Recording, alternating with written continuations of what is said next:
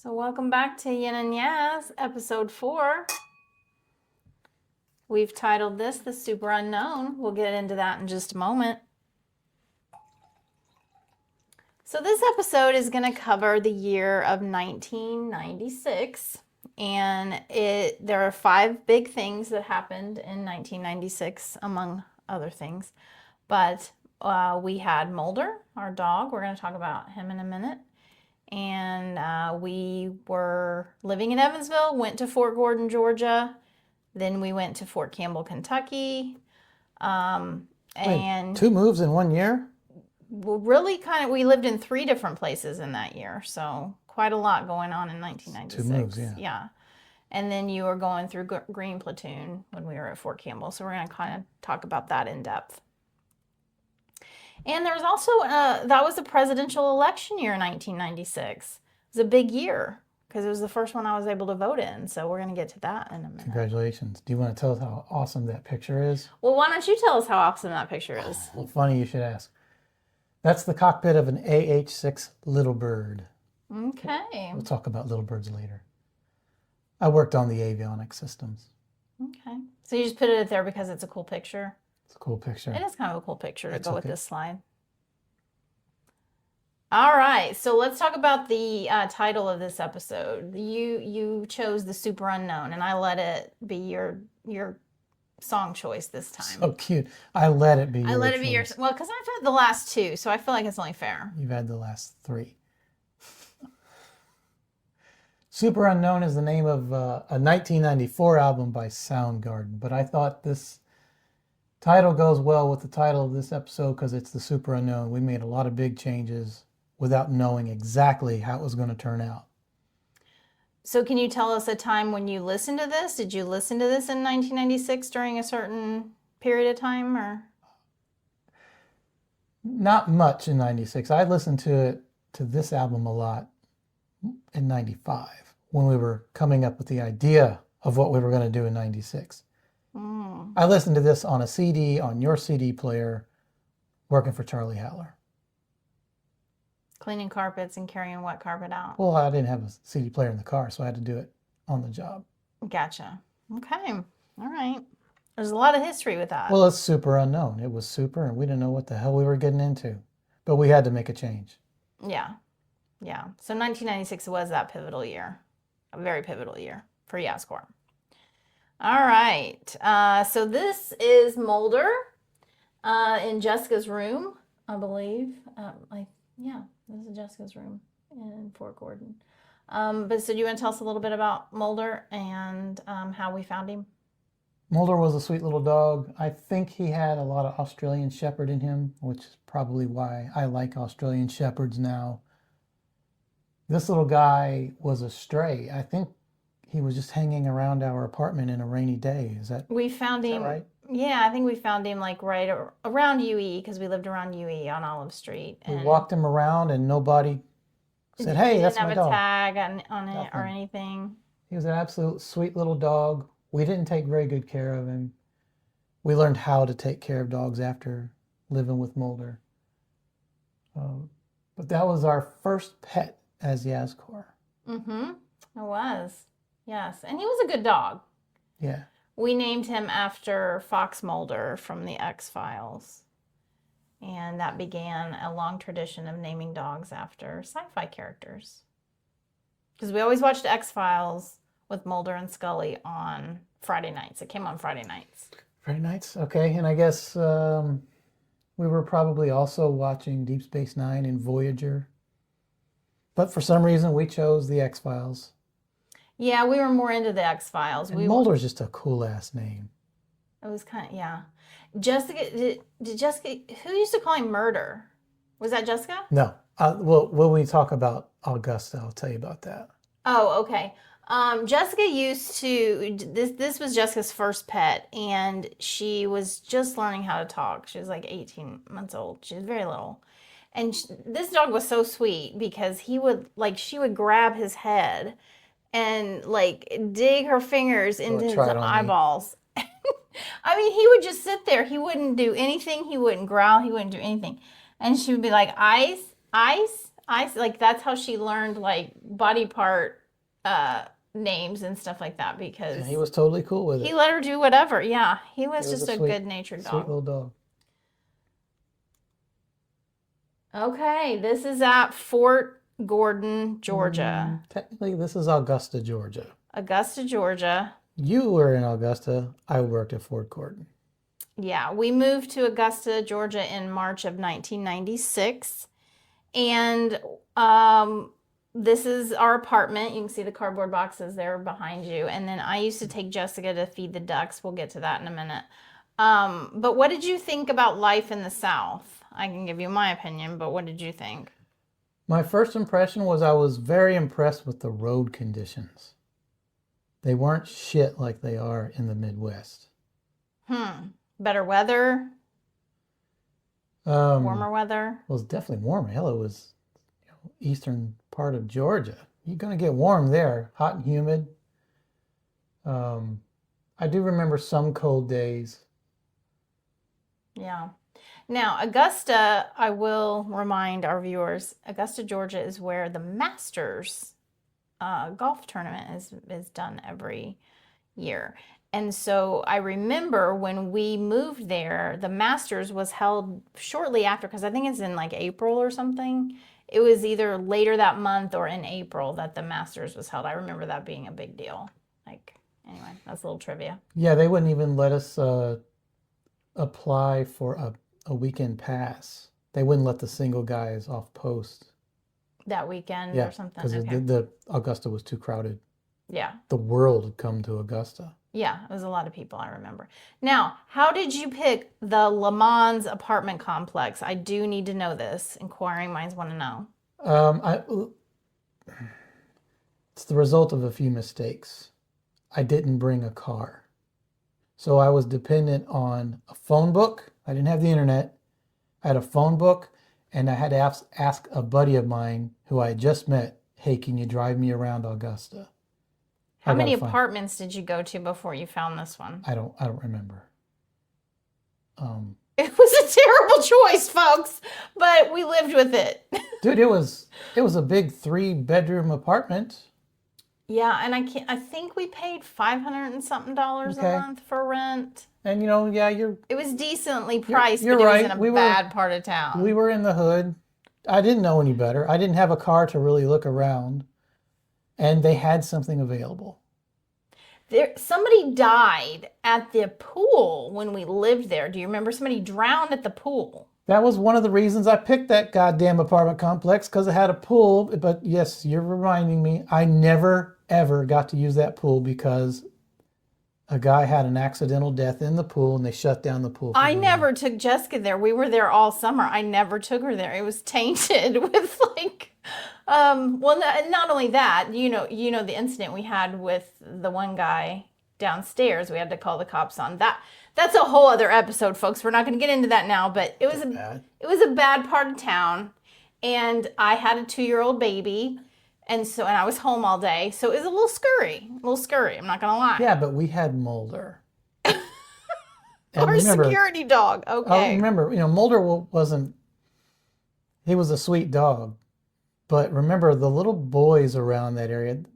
I don't know if this is a thing with children in the South, but they don't say Mulder like we say it. Like the L.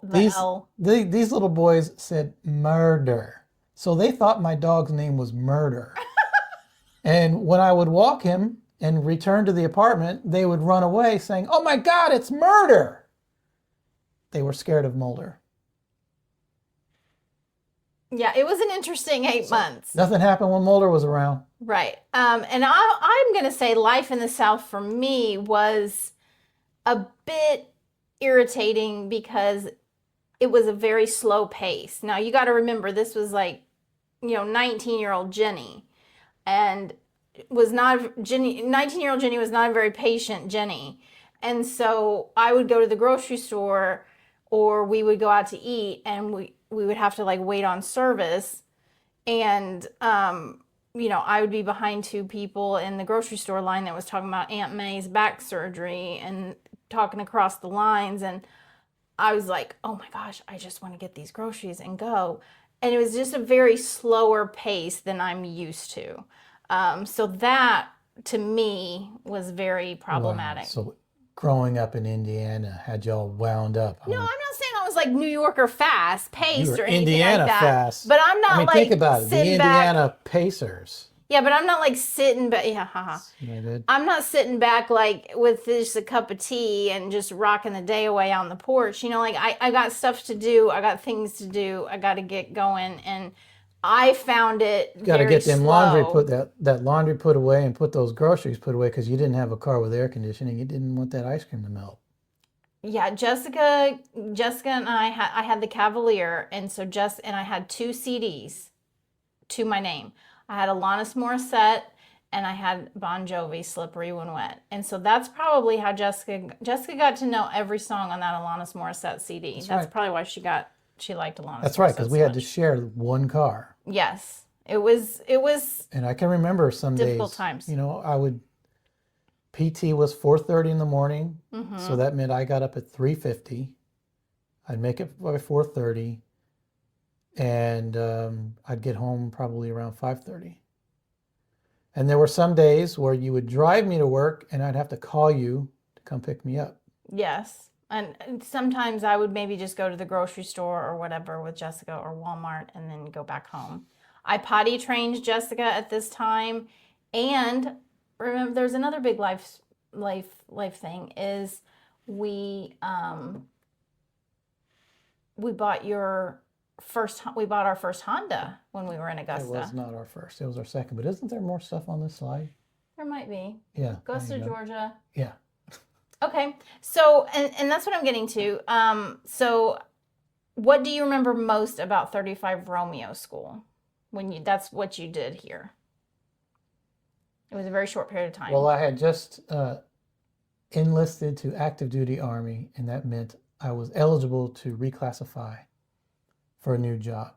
And I chose an avionics repair course. And there was a minimum length of a school that you had to accept so that you could bring your family. And I don't remember the number of weeks, but this one exceeded that. This school was at least 27 weeks long, and it started off with basic electronics to weed out the people who couldn't handle the math. And we lost a lot of people. And then after the electronics, we would go into more of the communication stuff like FM and digital and AM.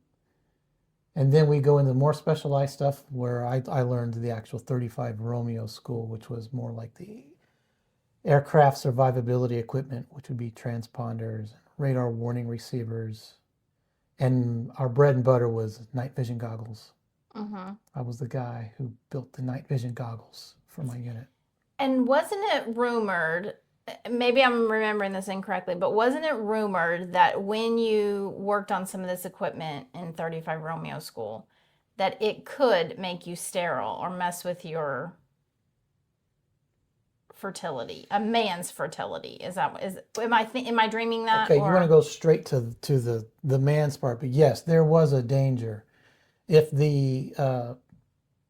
the radar was transmitting on the ground and a crew member may be standing in front of the aircraft, they would get zapped with a lot of radiation. And I remember we had a guy who got hurt, not in training, but in my actual unit. When you were there? Yeah. Well, he was injured before I got there, but the results was like a quarter of his body lost all pigment. So he had like one white eyebrow. Oh, wow. I think he was a pilot. And what happens is when an aircraft is on the ground, there's something called the weight on wheels switch, which means the airplane is sitting on the wheels. And that switch disables, or supposed to disable, any dangerous RF emissions like a radar system. This switch didn't work. This aircraft was still transmitting, and this guy walked in front of it while it was on the ground, and he got a lot of radiation exposure. Wow. So yeah, you're right. It can sterilize a man or anybody, I guess. You know, I didn't ask him. I didn't ask him if it tastes different or anything. Stop. But let's just assume It probably fried a some lot of things. parts Okay. were affected. Okay. This is a picture of Jessica feeding the ducks because we really had zero money and this was all we could afford. So She stole that bread from that duck. That's no, how poor we were. So I used to get the heels of the bread and we would go to Walmart or the grocery store and we would stop at the park and I'd let her feed the ducks and we would play on the playground. She's a cute little girl. Yeah. She's got her little Pocahontas shoes on there. I saw that in the picture. So sweet.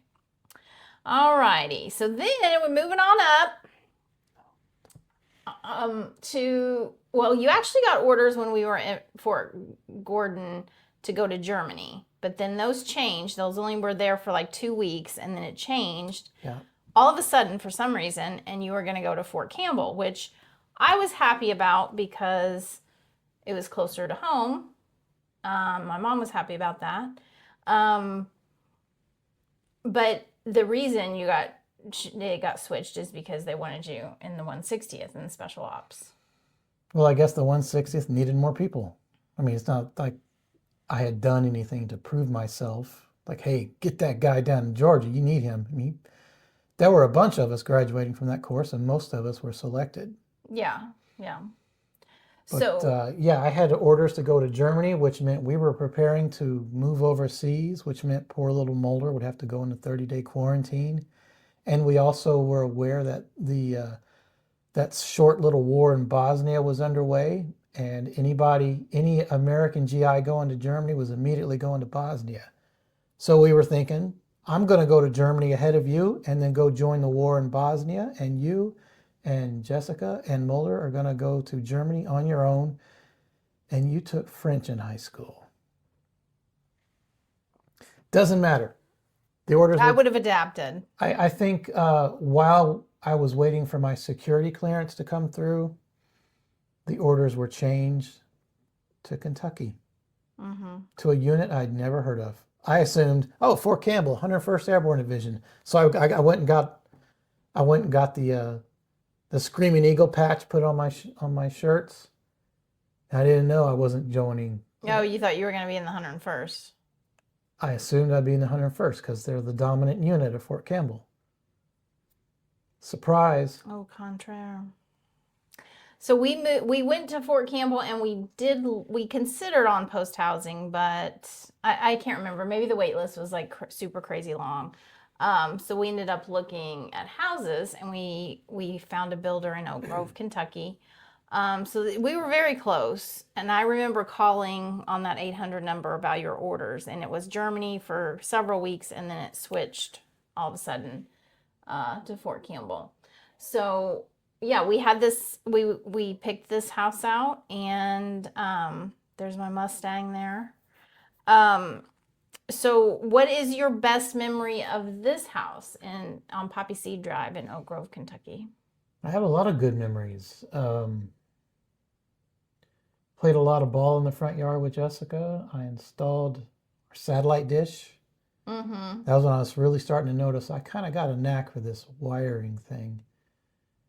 Washed a lot of cars in that driveway. Did a lot of car washing. I built a deck. I built a shed. But one of the worst memories is losing Mulder there.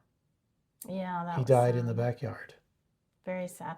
I'm glad we weren't there. Jessica and I were in Evansville visiting my mom, and when this happened, and you and John Collins found him, right? Yeah.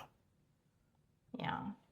John Collins and John Polari were our adopted single soldiers, and they hung out with us a lot.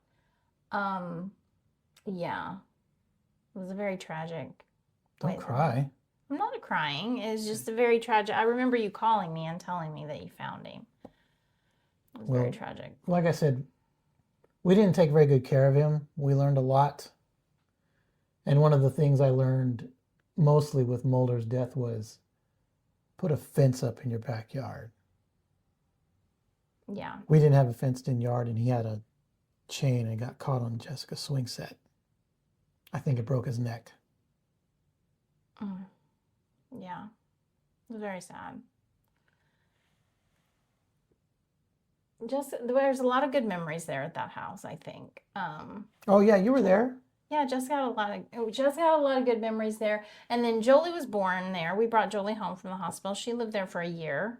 Okay, that's going to be like several episodes from I now. know, but I'm just saying those are my best memories that I remember. Jessica learning to ride a bike out there, and me learning to drive a stick shift car out there. So there's a lot of good memories. Again, you're several episodes ahead. Okay. All right. So what is the unit? You didn't go to the 101st, you went to the 160th. So tell us a little bit about the 160th. Yeah, these guys are a little different. They're a very small unit. I think they only had about 1,500 people when I joined. Oh, so you've got, you want to read that? Well, you read it. I was asking you read it. I don't want to say it. You read it. What? So the Night Stalkers are the black helicopters that insert and exfil other special operations team like Army Rangers, Green Berets, Navy SEALs. You guys are the ones that drop in like the Delta Force onto the roof, right, to get Bin Laden. And so you have several different mottos that we lived by for those years. And you got one. We still live by that. We still do. We still do. We still have several things in our house that say that, but you might talk about your sweatshirt. Oh yeah, this is my PT shirt. This is from 96. How many years ago was that? And that was almost 30 years ago. Okay, so this shirt's almost 30 years old. It still fits. Do you like it? Nice. This is what we worked out in the cold weather. So it says, I can't see. What does it say? Death waits in the dark. Okay, death waits in the dark. That's the first motto there. Okay, so that means they got that nickname, Death Waits in the Dark, because they own the night. They came up with all the training doctrine and everything for flying with night vision goggles and doing most of their work in the dark. And that's why their helicopters are black. Okay. And you can see them flying around Evansville sometimes. You see black helicopters flying around with that little refueling probe, and you know it's one of ours. Going to Fort Campbell. Mm-hmm. So tell us about this middle time on target, plus or minus 30 seconds. Tell us what that means. Well, when you're inserting people or picking them up out of firefights, you need to be on time. And so that was the standard, the timing standard. You will not be too early, and you're definitely not going to be late. You're going to be on time, on target, plus or minus 30 seconds of the time you agreed to be there. So I still live by that. I'm almost never late. I don't, if I'm going somewhere across town, I don't wait for 30 minutes prior. I'm going to wait till I know about how long it takes, and that's kind of when I'm going to leave. Not too early, definitely never late. Gotcha. And then the Night Stalkers Don't Quit, the NSDQ, that obviously is... That's just stubbornness. That's, I used to have a shirt that said Lady Night Stalker, like LNSDQ. And then we have a shirt that we still have. I still have it. Yes, I still have it. Little Night Stalkers Don't Quit, that the girls wore. They're total badasses. So we always say NSDQ. I've actually signed emails NSDQ.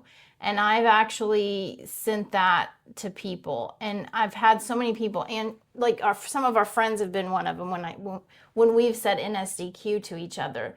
It's funny because nobody knows what it means until they Google it. You got to earn it. So everybody didn't know like how we were talking in code, and so there have been several people. Jan Reed was one of them. When she worked on my campaign, I would say NSDQ. And she never knew what it meant until she Googled it. Like I would almost like force people to Google it. I would never say Night Stalkers Don't Quit. I would just say NSDQ. So well, it's still meaningful. And on our bad days, we still use that on each other. Yes, we do. All right. So So this is Green Platoon. Well, you don't just show up to the 160th and become a 160th Night Stalker. You got to earn it. And this is kind of the rite of passage. It's a long training program. Not everybody finishes it. No, not everybody gets to even start it. you get there, if you're lucky, they'll start a class soon after your arrival. Because while you wait for your class to begin, life is pretty sucky. You're supporting the class that's going on. How long did you have to wait before you did your class? Close to a month, maybe. Oh, that's a long time to watch all that. Yeah, it's just an anxiety trip. But you get to learn the standards quickly before they really start enforcing it on you.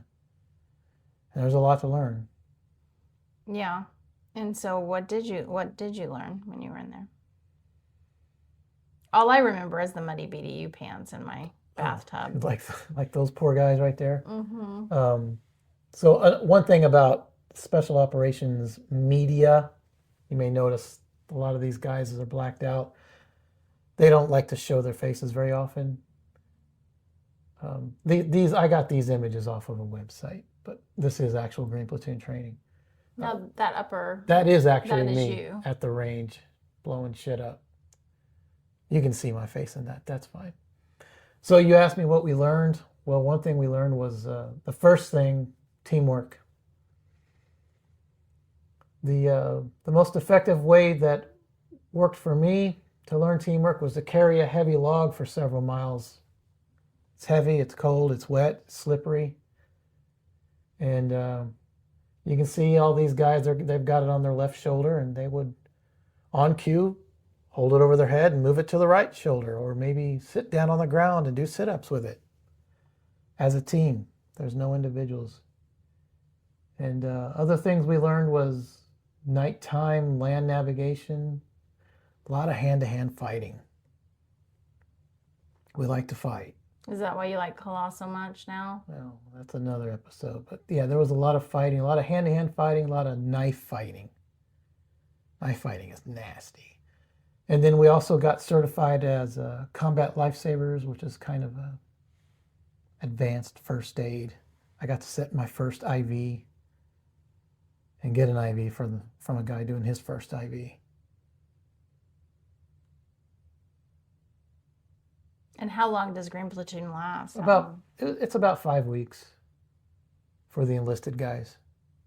Yeah, I remember you, and that was when, was it Jeremy Denton? Is that his name?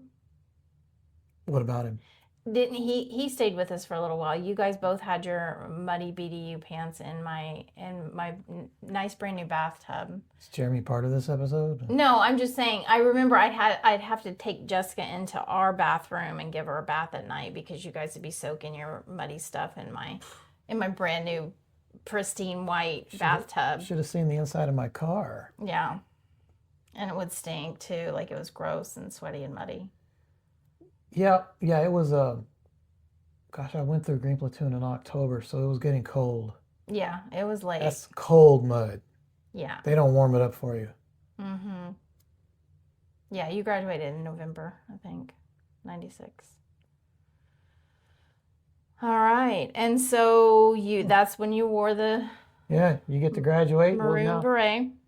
So there's the actual patch that I was supposed to put on my uniform, not the screaming eagle or the choking chicken, we would call it sometimes. So you got the nice pretty USASOC patch, and then you get to wear the nice little beret. And then if you're really good, you get to wear the beret and then go to jump school and get you some jump wings and really be legitimate. You look like you're starting to suffer from your sleep deprivation there with those eyeballs and that fever blister. Yeah, I was tired, and yeah, that's a normal film camera, so you don't get to see it right after you take the picture. Yeah, so I was feeling pretty sore and tired. So tell us, in addition to like the 35 Romeo with the, working on the night vision goggles, what other jobs did you have in the 160th? Did they task you with? Gosh, I was with them for several years. Started off with the night vision goggles and their survivability equipment, and then I moved on to navigation equipment. Kind of became an expert on their navigation stuff. Even wrote some test procedures on the TACAN. Worked on a lot of gyros. Worked my way to an office job. keeping track of all the records. Because you knew like the database. I learned how to program databases. So they used that. Yeah, I was pretty good at that. And everybody got to do normal stuff like shoot stuff frequently. Shooting was fun. Yeah. All right. And then last but not least, at the end of this year, there was a presidential election in November of 96. Another one? There was. This was the first one I could vote in. And I remember we had just moved into the house at Fort Campbell on Poppy Seed Drive. And because we had lived in because we had lived in Augusta for that 8 months, I had to vote by absentee ballot. I was still considered like a resident of Indiana. So I had to vote by absentee ballot. So my very first election, I voted by absentee ballot. What does Georgia have to do with that? Well, we weren't necessarily there for like residency. We were only there for like 8 months. So I wasn't a resident of Georgia. I was still a resident of Indiana. And we were moving to Kentucky. So I had to call the election office and I was able to vote absentee ballot. And it was sent to me, it was mailed to me, and I sent it back in by a certain date.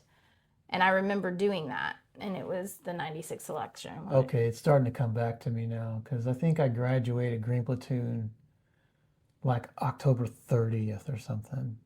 I think it was November when you graduated. I think it was like November. It's probably after this election. Anyway, I remember I did not vote because the place I was to vote at was in Oak Grove.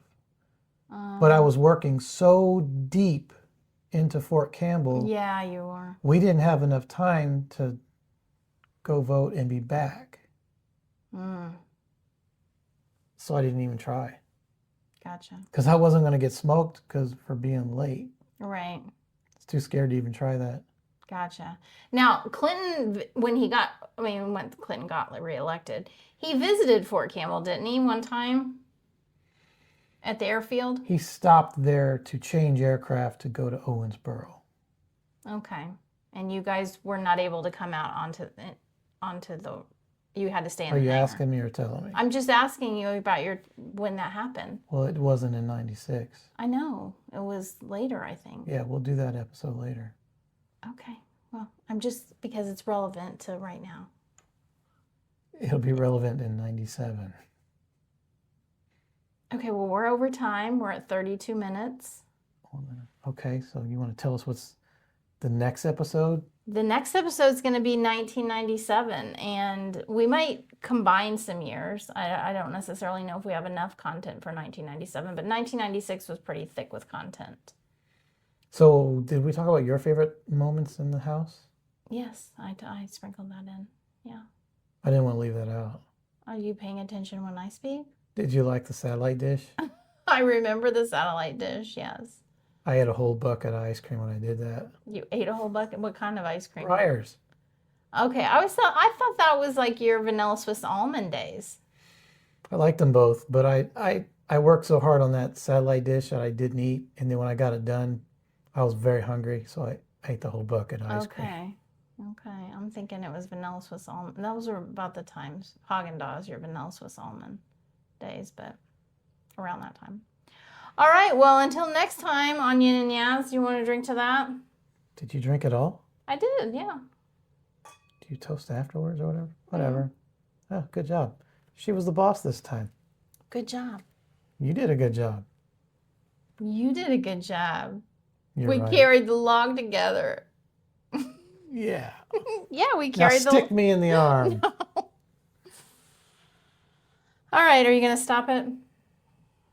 I hope I started it.